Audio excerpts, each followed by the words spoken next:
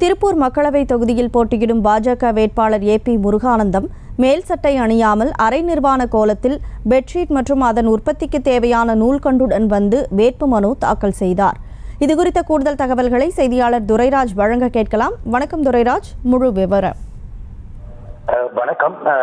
இன்று பாராளுமன்ற தேர்தலுக்கான வேட்புமனு தாக்கல் என்பது தமிழகம் முழுவதும் நடைபெற்று வருகிறது. இதில் திருப்பூர் பாராளுமன்ற தொகுதியை பொறுத்த வரைக்கும் அதிமுக, கம்யூனிஸ்ட், பாஜக உள்ளிட்ட வேட்பாளர்கள் இன்று வேட்புமனு தாக்கல் செய்தனர். இதில் பாஜக வேட்பாளராக களமிறங்கக்கூடிய ஏபி முருகானந்தம் அதாவது தனது மேல் சட்டை அணியாமலும் நூல்கண்டை கையில் வைத்தபடியும் பெட்ஷீட் துணியை தனது சட்டத்தில் ஏந்தியபடியும் சீர்வரிசையாக கொண்டு வந்து தனது வேட்புமனுவை தாக்கல் செய்தார்.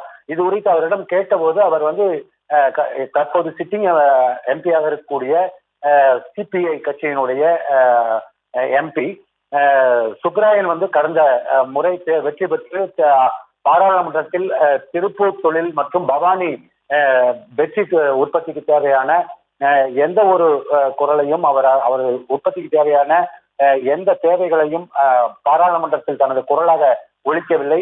எனவே அதை கண்டிக்கும் வகையாக இந்த